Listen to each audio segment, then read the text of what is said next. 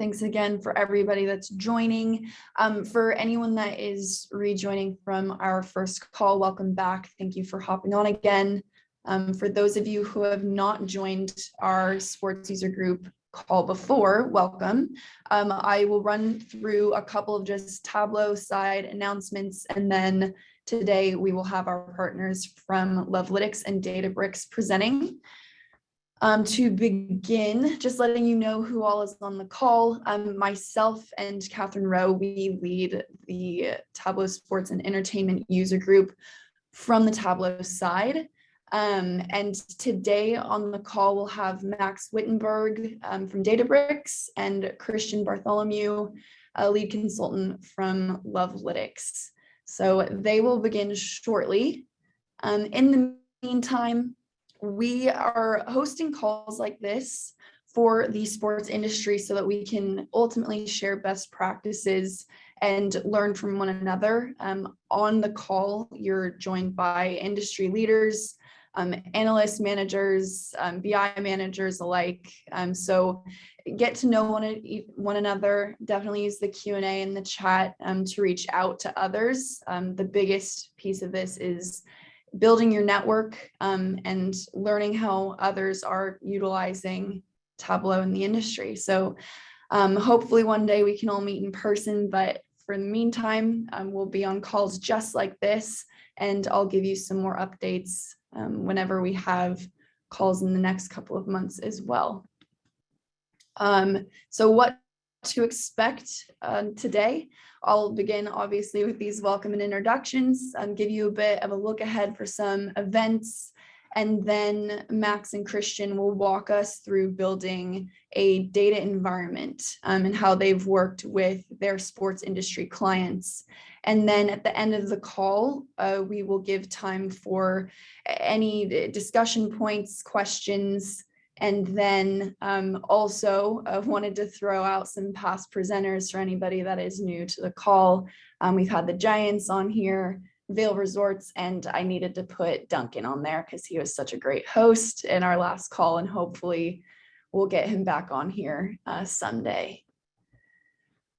A look ahead for everybody really quick. So we have the Beijing Winter Olympics coming up, which has been a pretty big topic over at Tableau and Salesforce, as they're partnering with the US Olympic Committee as well as the UK. So stay tuned for some more content on that. I know it's still being built out, and we'll be posting about it in our LinkedIn page for everybody. So that's a pretty exciting thing coming up in February. We'll continue this user group format. Today is like a presentation focus. We'll have some Q&A panels, and we'll also have some product-based presentations as well, much like Duncan's in our original call. And then just so everybody knows, we do have our next sports tug scheduled for February. So invites for that will be on the horizon, just to make sure everybody has that in their view. And then finally, for this session, use the Q&A box to post questions and connect with each other. I will go through there and make sure that we're answering questions, and also we can bring them up to Max and Christian at the end of the call. And then let us know if you need anything from us afterwards. We'll make sure that you have a way to connect with us. And now I'll pass it off to Max and Christian. I'm going to stop sharing my screen. Let me know how this works, Max.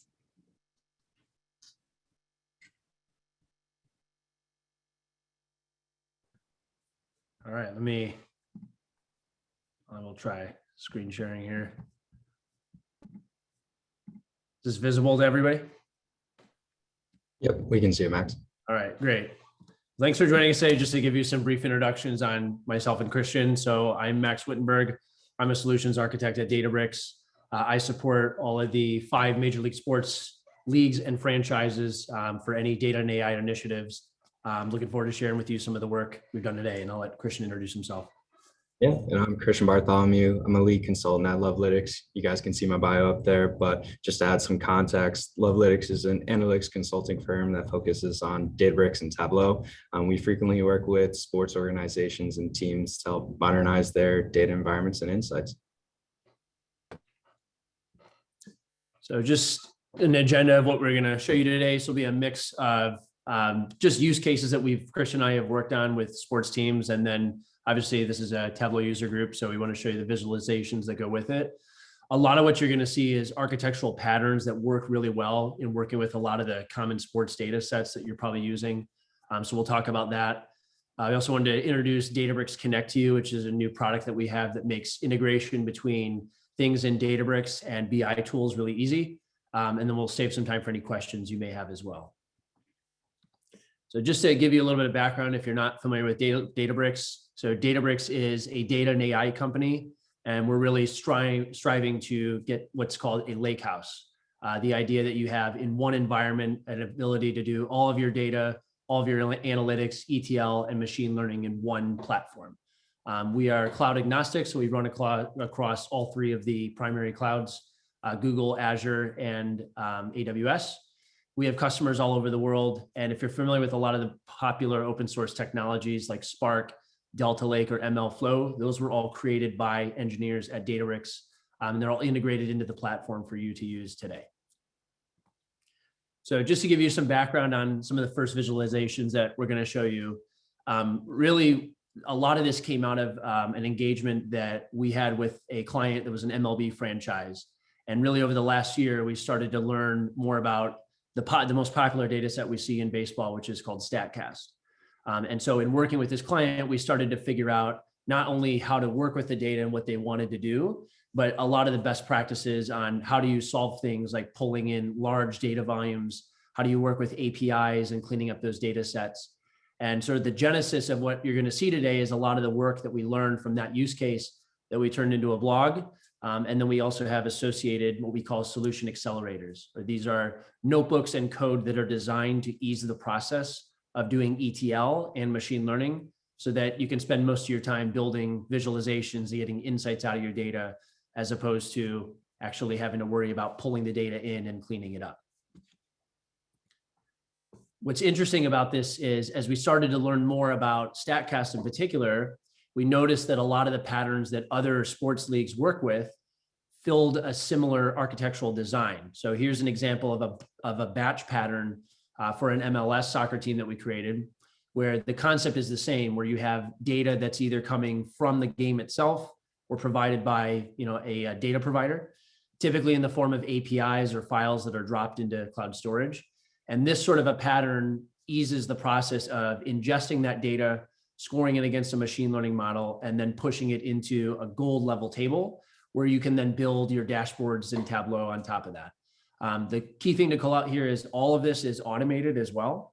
So again, the focus is really in driving value and insights out of your data as opposed to worrying about the underlying infrastructure that goes into it. The patterns work really well for both batch use cases and streaming use cases, which we'll talk about a little bit later. But again, these patterns tend to work really well for APIs and files that you're receiving data from in both batch and streaming use cases. And I'll let Christian walk you through some of the visualizations that came out of this. Yeah. So I'm just going to grab screen share from Max and walk you guys through two of the visualizations that we had gotten out of the Statcast data. So the first one that we took a look at was an offensive analysis. Max was able to pull batter statistics from Statcast for some of the previous years. From there, we were able to develop this dashboard. And what I had taken was 6 major statistics of a batter analysis, as you can see across the top. We have the ability to easily call out differences depending on who we're selecting based on if we're looking at a team or a specific player. We're easily able to check on the current average, say batting average within a team, and compare it to the league average. We're using color at the top here to just indicate whether it's above or below the current league average. And we can dynamically change that by selecting a specific team within this search. So maybe I wanted to compare the Baltimore Orioles. We can see that the dashboard will update based on the input that I give it. So furthermore, within this dashboard, we're able to drill into specific statistics a bit further. We're able to see overall trends across the years by inputting a specific stat. So for this one, I'm using on base percentage. We can see throughout the analysis, we're looking at year trends statistical distributions and a histogram across the league. So the total number of players at each bucket. And then we're also able to see over on the left-hand side, just the team batting comparisons, whether you're looking at a breakdown right now of that team average alongside the other team averages. And then we get into a bit more of an analysis to look at the correlation between possibly two or more statistics. So for this one, I've developed the option to select multiple statistics at the top. So within this, we can look at on-base percentage for a specific team. We can then highlight each of those players. So looking at Atlanta, we're able to see maybe where Freddie Freeman is and take a look at his on-base percentage compared to his walk percentage total. So here we can easily highlight that, see the correlation between the two with just a quick linear regression, and take a look at overall how the team is compared to the league and also a specific player. So this was the first dashboard that kind of came out of that Statcast data that we were taking a look at. And just to jump over to one other analysis that we did with one of the teams in the league is to look at player fatigue. So looking at their workload throughout a game. So how many sprints are they running? How much time are they spending on a field? So this one's mocked up with some players. And overall, we're able to analyze how many minutes they're on the field, how many swings. So from this, trainers, coaches are able to take insights from their data and analyze whether, hey, should we sit a player for this upcoming series or a game based on their workload? Maybe they need rest before a big series coming up down the road. So within this dashboard, we have some key metrics that we can pivot on, total minutes on the field, specific batting analysis, whether they're swings or plate appearances. But one of the key indicators that we can also do is maybe we want to look at a specific player and across all their stats. What we can do is we can select on that player, highlight that player, and look at all of their stats and take that data and produce some business insights into on-game or on-field decisions on whether a player should play or not. Now I can throw it back to Max to go over our main use case that we're going to be discussing today.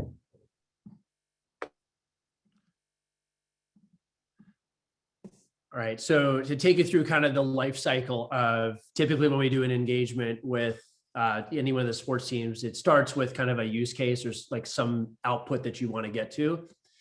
In particular, the one that we'll kind of demonstrate an end-to-end architecture for was a streaming use case.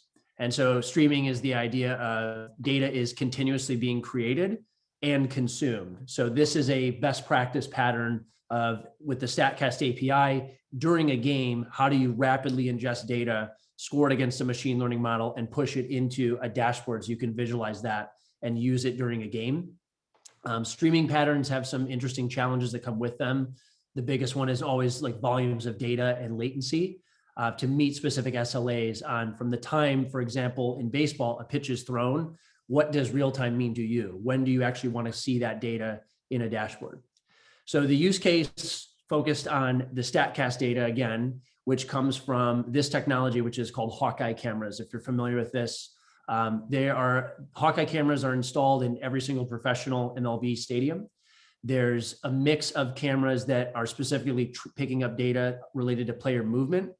And then there's other cameras that will get movement of the ball itself. And so all of those are available through an API during the game. So you can picture like when a pitch is thrown, the data, as soon as it's collected by these cameras, is then exposed in an API. And that gives us an opportunity to access the data in that API and ingest it and move it through that kind of an architectural pattern. What's interesting is Hawkeye is not only in MLB, but it's actually in a lot of professional sports, 20 to be exact. And it's installed in over 500 stadiums around the world. So this pattern of ingesting Hawkeye data in real time works far outside of just your standard MLB use case that you see here. The other example is if you're familiar with professional tennis, when a player makes a challenge, that's a Hawkeye data point that's being used to do those visuals to determine if a ball is in or out. Kind of getting that point on what does real time mean to you, the particular client that we were working with wanted to be able to ingest this in between each pitch. And so when we looked at kind of the distribution of time between pitches, the average time between a pitch in an MLB game is about 23 seconds. So that represented the SLA that we wanted to meet, meaning from the time a pitch was thrown, we wanted to ingest that data, score it against machine learning models, and push it into a Tableau dashboard within 23 seconds. That allows the coaches and the coaching staff to be able to interpret this data up in the boxes or potentially in between innings. And to you as someone who's maybe watching this from a media perspective, you can see examples of how this data is picked up in real time. So the visual there shows those same metrics that are used on the TV as you're watching a game. Those are the same data points that we're able to ingest rapidly and score against these machine learning models. The visual that you see at the bottom is just an example of what that data set looks like. Statcast is typically generating about 7 terabytes of data per MLB game. Not all of that is particularly useful. So part of that data transformation process is not only ingesting all of that data, but picking the individual fields that you really want to use in this use case. So as we were going about building out this architecture with the client, a really interesting thing happened with a rule change in the MLB that was used to enforce the use of sticky stuff during MLB games. And so if you're familiar with what sticky stuff is, what pitchers will do during a game is they'll use a substance like a tar or something that's called spider tack, which you can see there. They'll apply that to the ball and they'll usually hide it in like the glove or the belt or maybe on the hat. And when they apply that substance to the ball, that allows them to spin the ball at a faster rate than they would normally be able to at a pitch. And that makes it a bit more challenging for the batter to actually hit the ball as the rotation of the ball is significantly higher than they would anticipate. You can see kind of the trend of spin rates, which is a data point that's picked up by those Hawkeye cameras year over year. So as we floated this chart around that you see here in the bottom right-hand side with some of our clients, we said, is this pretty typical where you could see the average across a team increase, a couple of percent a year? And the overwhelming consensus was this is most likely the result of this sticky stuff. So in June of this year, the MLB introduced a rule that suspends a player for up to 10 games if they're caught using this substance during a game.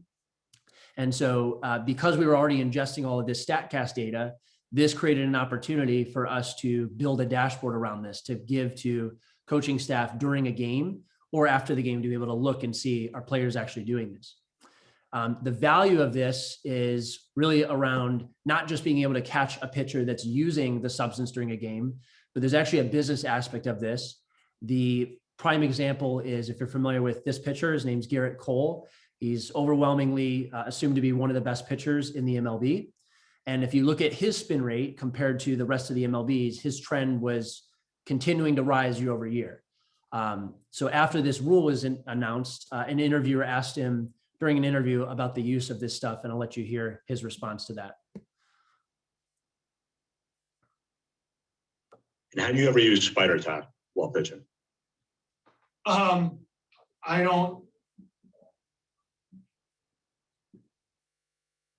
don't know. I don't know if I don't quite know how to answer that, to be honest. So that was certainly kind of awkward for him to have to address that during a press conference. The business aspect of this, though, is during 2019, where you can see Cole's spin rate was at its highest, he actually signed a new contract worth $324 million, which was guaranteed. And what that means, when you have a guaranteed contract, that means that the full salary will be paid out, regardless if, for example, it was noticed that he was using sticky stuff and things like that. So for coaching staff to be able to have a way to visualize this stuff and maybe do a second check in evaluating a player before they make a $324 million commitment would certainly present a good business value for the case of having dashboarding and analytics on top of that. And so Christian's going to show you the output of that dashboard and what that looks like. All right. So the dashboard our team was able to develop from this is in this defense analysis.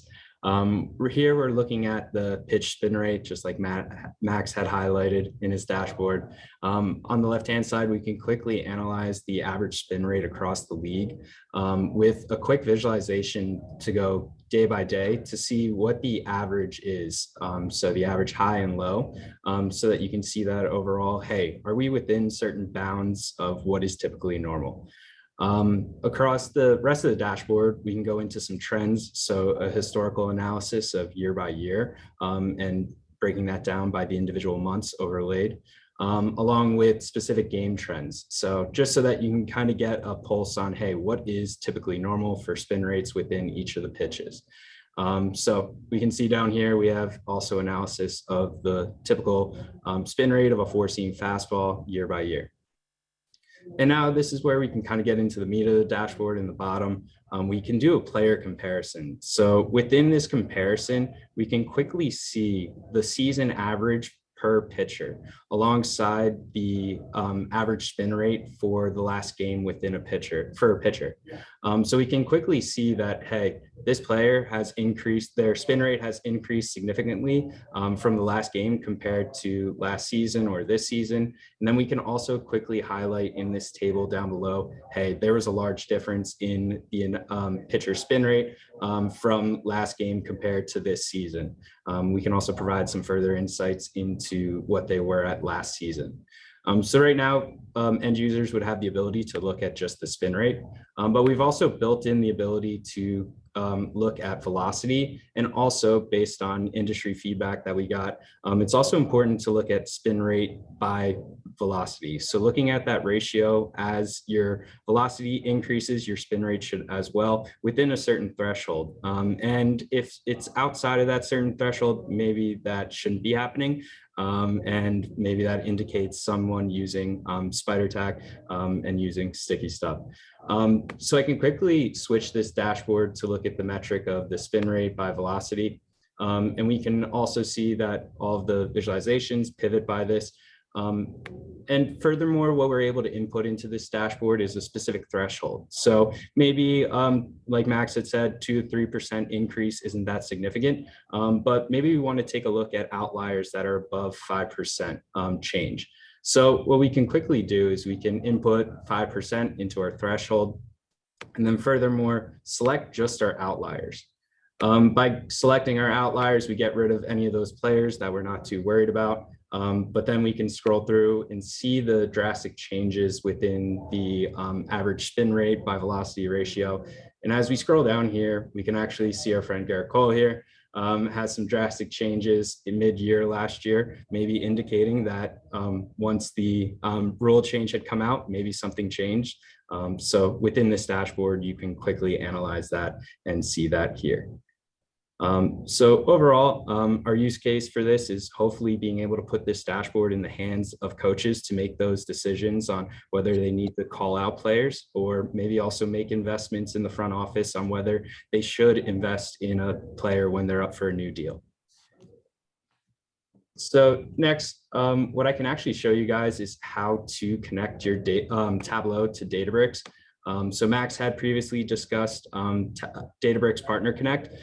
It's super simple to connect Tableau to Databricks. It helps reduce any of the confusion on where your data is and how to access it. And it also cuts down on integration time, which allows you to get into Tableau get that data into Tableau faster and more efficiently.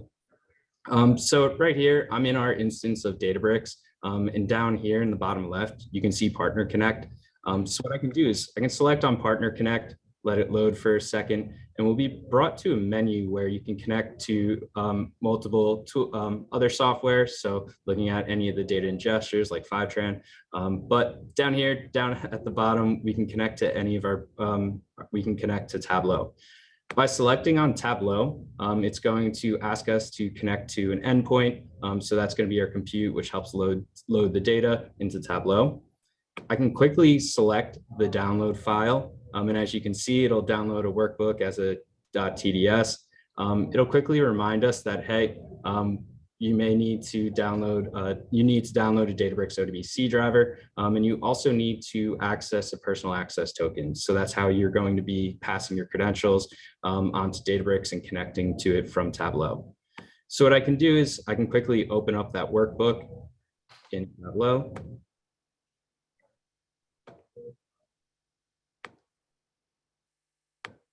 Once that loads, I can then type in the personal access token that I had.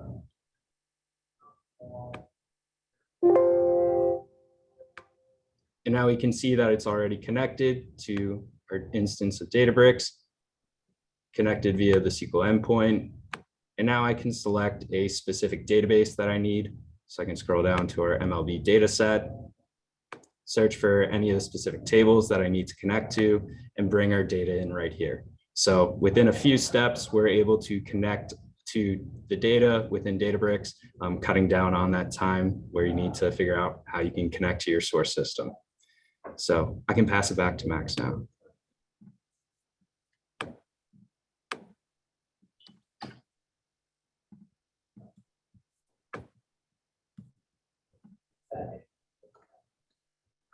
Yeah, just to reiterate, Partner Connect. So we have existing partnerships with a lot of both orchestration tools as well as BI tools here that you can see. We'll be adding DBT if you use that for any of your ETL and Blitz in the coming future. And as Christian demonstrated, super easy to set up. Once you build out your infrastructure on Databricks, such as that streaming use case, it's very simple to set up Partner Connect and immediately have access to that data that you need to start building those visualizations on top of it.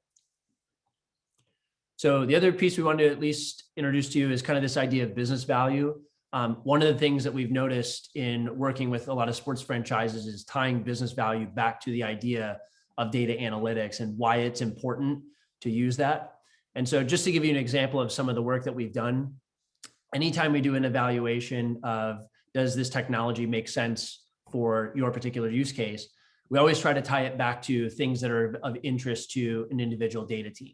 Here's an example where the team that we were working with was primarily focused on driving revenue.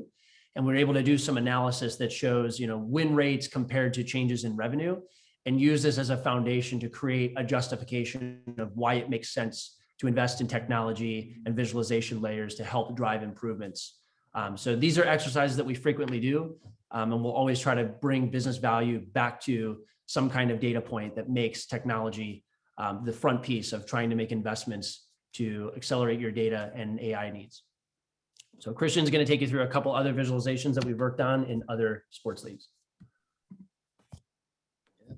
So for the next one use case that we had worked on, we had taken a look. Max was able to pull together some NFL data using AWS Next Gen Stats, and our team was able to pull together some NFL scorecard, basically, where we're able to analyze different aspects of NFL games, players and stats.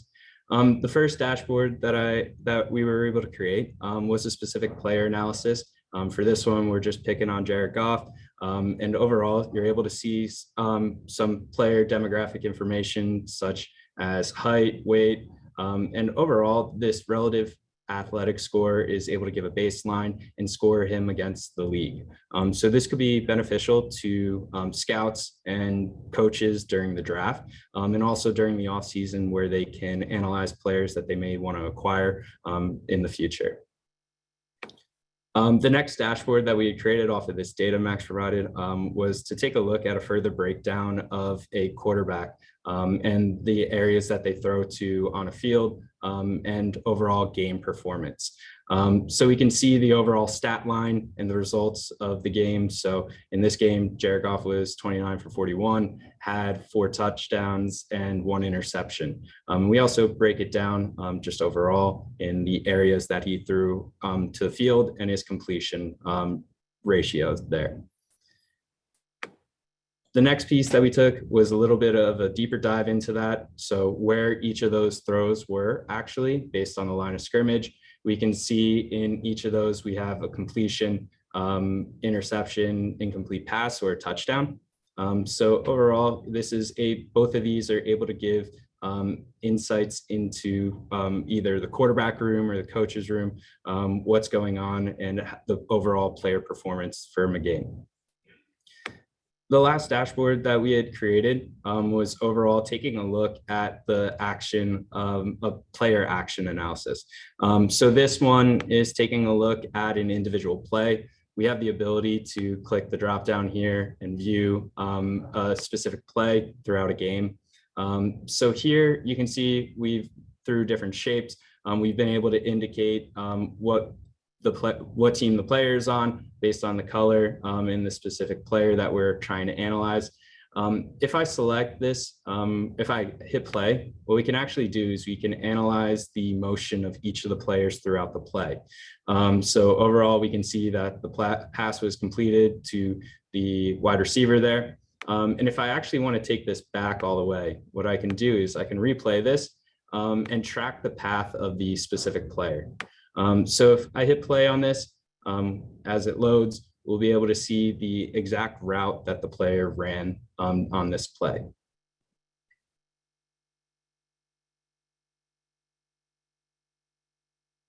And then there we go. So some of you may just be asking quickly why it says Matt Stafford and Golden Tate. My colleague developed this and he's a Lions fan, was a little too excited that Jared Goff was acquired by them. So he just overwrote some of this. So just want to make sure there's no confusion on that. So next we can go over to another analysis that we did that may be impactful for front offices. So to display this, what we're looking at is the NBA ticket sales for a specific stadium. Over on the left-hand side, you have the ability, if we had the data, to analyze multiple seasons by selecting a specific season across the top. And then you're also able to look at the specific ticket sales for a given game. So by selecting the filter right here, you can see that the dashboard would update and view and display further information on specific ticket sales for a game. So we can quickly highlight in these top KPIs the number of tickets sold compared to across the entire season. We can see the total stadium capacity used and the revenue generated and actually the outcome of each of the games. So one of the key things too is we can also dive deeper into the data and analyze the same KPIs per section within the stadium. So it may be interesting to take a look at something at the lower sections where it's a higher price ticket and analyze that, hey, we actually were closer to 100% capacity down here. And we can analyze throughout the rest of the stadium, the overall ticket sales, revenue generated, and overall capacity. So those are different use cases that we utilize with Tableau and Databricks. So that wraps up the demonstrations that I have today. And I think Max and I can open the floor to any questions.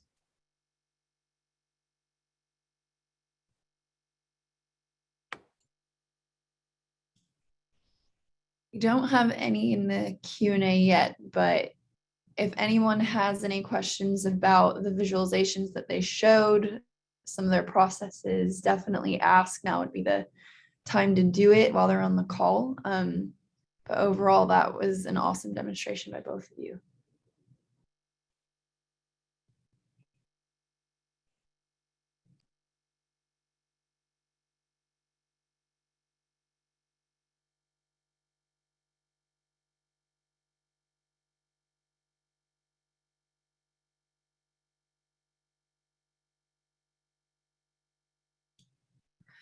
We have a couple of announcements from the Tableau side. I'll give people still a couple of minutes to ask. We do have one. So Ryan is asking about any good use cases for machine learning. Max and Christian, a couple coming in now. Yeah, so we've done a lot of so typically what we've seen with a lot of sports franchises, it's really kind of what is it that you want to predict. For example, like with a lot of the Statcast data, all the teams have access to that. And that's the same with a lot of the NBA data sets, the MLS data sets.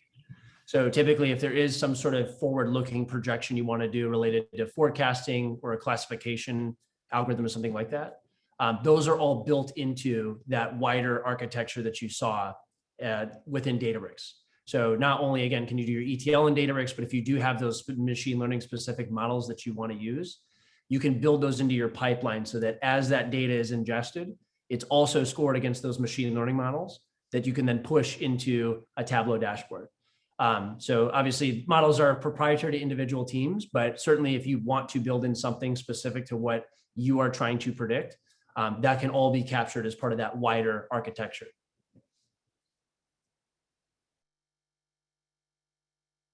Another question that we have in from Doug He's asking about the NFL play animation that you demonstrated, wondering how the data was structured to get that to run properly.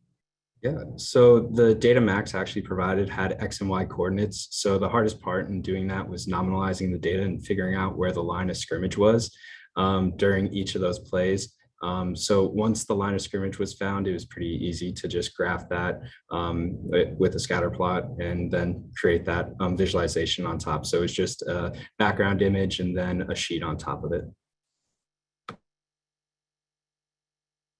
Awesome. And let us know if that helps clarify. So a couple more, one coming in from Chris. So he is asking, can you refresh on Tableau server with data sources connected to Databricks? He loves the press play and stop visual that showed the route of the receiver.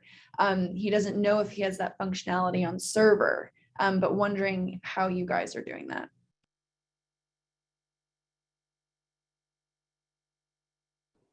Yeah, so the functionality should be there. I do have a published version, so just double checking that. So for that one, you do have to, on the server, you do have to manually slide that one. So for demonstration purposes, that's why I left it in desktop. But for a workaround for that, I'd have to think about that and get back to you on that one. And I'll make sure that everybody has Christian and Max's contact information. One last bit from Chris, he's asking, are all of the sources live or are they daily ETLs? Yeah, so it's a bit of both, right? So it really depends on the data sets that you're getting. So Statcast, for example, is a real-time data set. That API is updated immediately after each pitch. There's other data sets. There's one that's related to like Second Spectrum, if that sounds familiar to you all. Second Spectrum will drop data files in real time as well. And then they also have batch data sets you can access after the game that's more summarized data. Both scenarios work equally as fine for the visualizations that you saw. Typically, in just some of the conversations I've had with other franchises, the largest number of real-time data sets are in the MLB. Player tracking data is available in other sports leagues, like NBA, for example, is really interesting. One of the conversations I had with a contact at one of the teams that said real-time is not necessarily as big of a focus for them in the NBA, just with the nature of the way that the game is played. MLB, you have a bit more downtime between plays. You have commercial breaks. The same goes for the NFL, but these faster, higher pace games like NBA, NHL, real-time data sets are available. It's just a matter of how do you actually give that information to people that can make decisions during the game when you have this constant movement of the game, as opposed to it being split up a bit more like in an NFL or an MLB. But yeah, so it's a mix of both. Again, if it's data providers, typically they're providing those in real time as well as batch. If it's an API, you'll always have access to that as soon as the API is refreshed.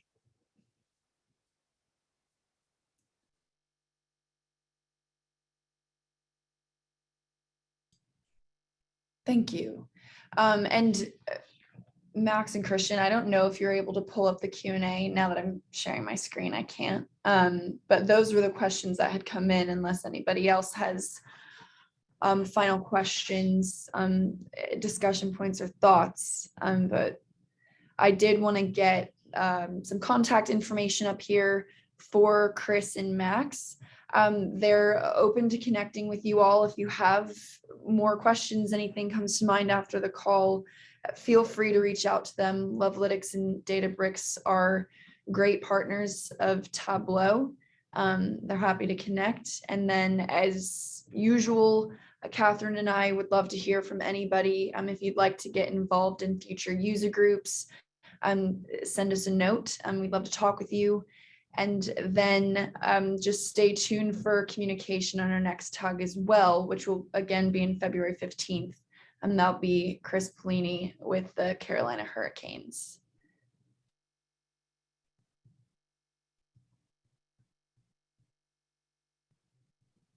It looked like we had one more question if Statcast is public. So the way you access Statcast data is through an API key that would be given to you by the MLB. There are public data sets available to you if you want to access those. There should be a repo in GitHub that has a lot of those data sets. If you want some sample data too, please reach out to me. I'd be happy to give you a lot of the data that you saw today if it would help in build out an underlying use case.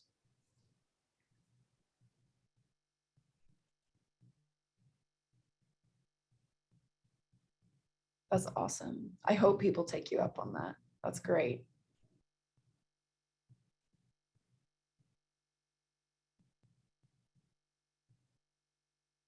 Give it a few minutes for any last minute questions from anybody.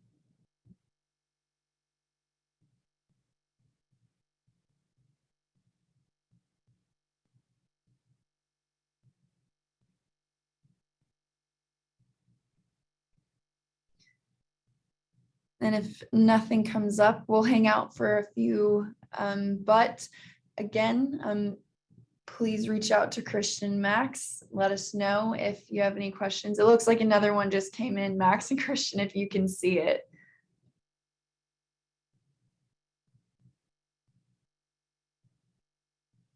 Looks like it was just a reply from Vinny saying thanks to Max. Awesome.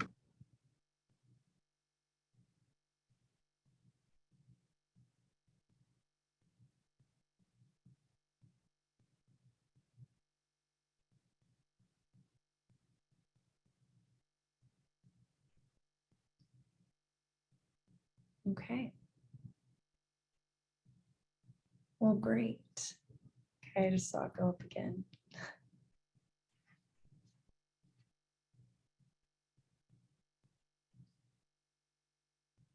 Yeah, I think the question from Chris is, have we ever worked with lat and long data? Yes, we have, just for the coordinates overall. So a lot of times it's just nominalizing that to work with the background image that you need to display it on. So if you have any questions on that, feel free to reach out.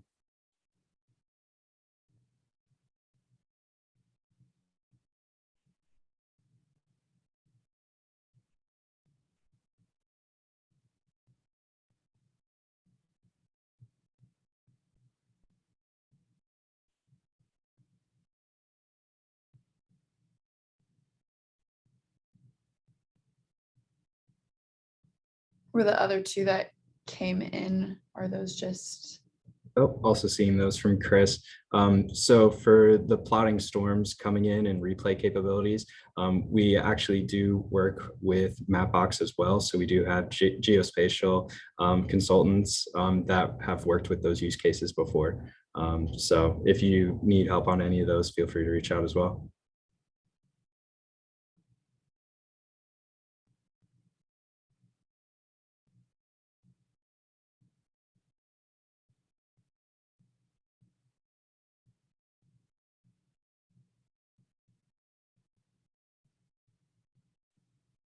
Awesome.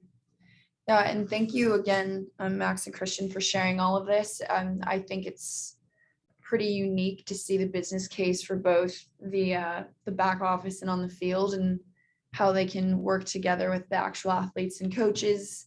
It's a cool thing that you guys are able to build out with Tableau and share with everyone. So, I mean, thank you from me.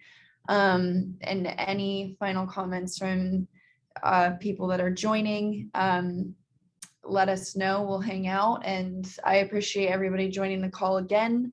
And hopefully we can reconnect in the near future. But we'll be posting the recording for this call on the LinkedIn page that we've got. I have the URL below, and then I'll also make sure to email it out to everybody. So if you did RSVP, which everybody has done, your email should be in there, and I'll make sure that you've got it. In the next day or two, we usually receive it. Thank you for inviting us. Absolutely. Okay, well, if there's nothing else, we'll give everybody a few minutes back in their day. Thanks again. Appreciate it from Lovelytics and Databricks, Christian and Max. Have a good one.